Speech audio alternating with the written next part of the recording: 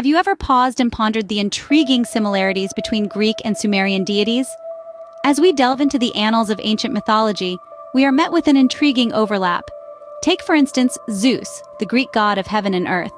His dominion mirrors the power of Enlil, the Babylonian god whose influence spanned the very same realms.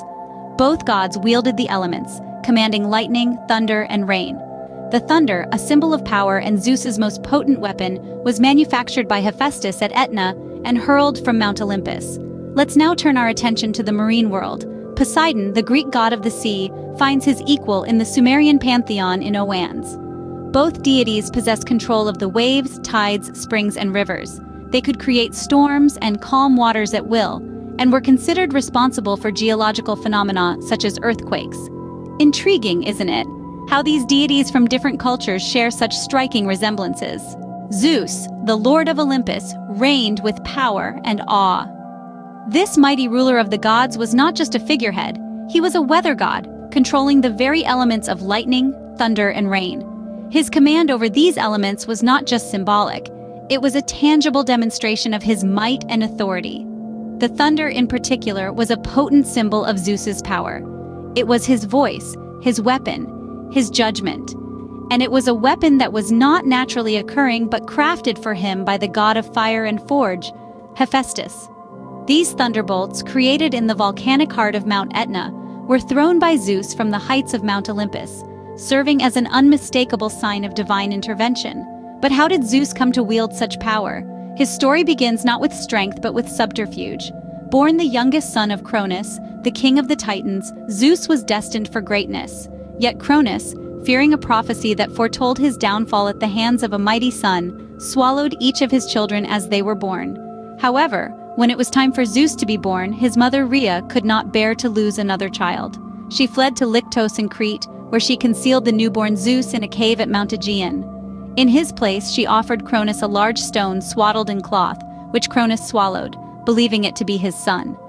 Raised in secret, Zeus grew strong and cunning. In due time, he fulfilled the prophecy, defeating Cronus through both trickery and force. He freed his siblings from their father's belly and his uncles from their enslavement by Uranus. In gratitude, the Cyclopes, whom Zeus had also freed, granted him the power of thunder and lightning. Thus, Zeus's rule began, marked by the thunderous clash of his signature weapon. It was a rule born out of prophecy and power, cemented by the very forces of nature he commanded.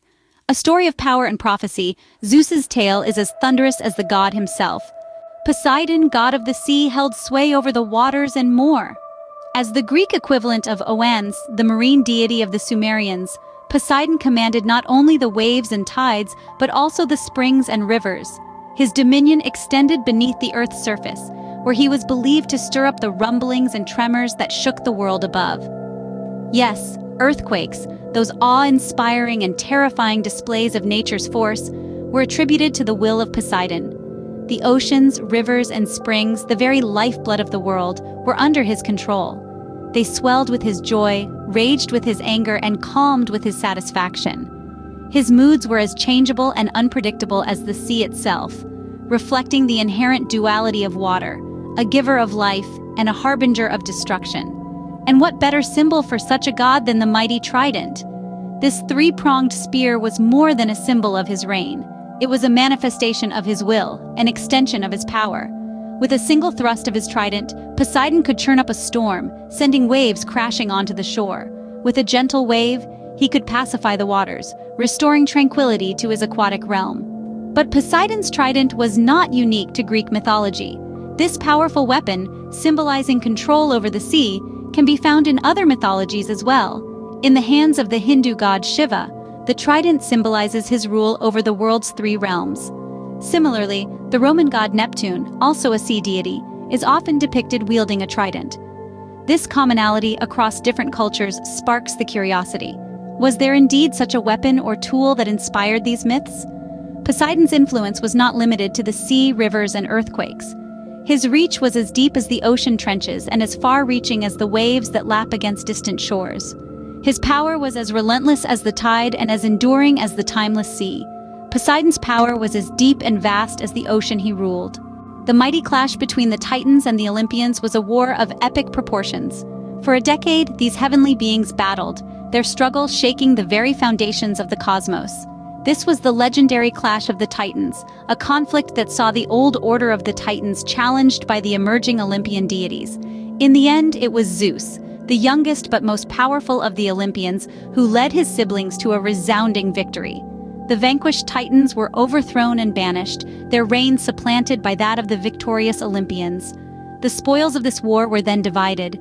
Zeus claimed dominion over the air and sky, his rule symbolized by the fearsome thunderbolt. Poseidon took the sea and all water bodies, his authority embodied by his mighty trident. And Hades, the eldest of the three, received control of the underworld, a realm hidden from both human and divine eyes. A tale of victory and division, the clash of the Titans reshaped the divine world. But what if these myths held more than just fantastic tales? Let's ponder this for a moment. Could these ancient stories be hinting at some sort of secret technology, lost in the sands of time? A technology that could control the forces of nature, bending them to the will of those who wielded it?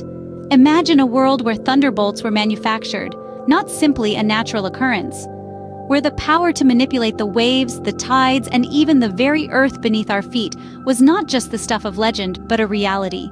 The Greek gods, with their human-like flaws and awe-inspiring powers, may have been an attempt to explain the unexplainable, to give a face and a name to the forces that shaped their world, to bring a sense of order and understanding to the chaos of the natural world. Whether mere myths or veiled truths, the tales of these Greek gods continue to fascinate us, just as they did. Caught in the thrill of the game? Dive deeper with us. Hit subscribe to be the first to catch our latest content. To our loyal subscribers, your support is invaluable. Your engagement, likes, comments, shares, propels us to push the boundaries. So immerse yourself, engage, and inspire us to continually evolve. Thank you for being part of our journey.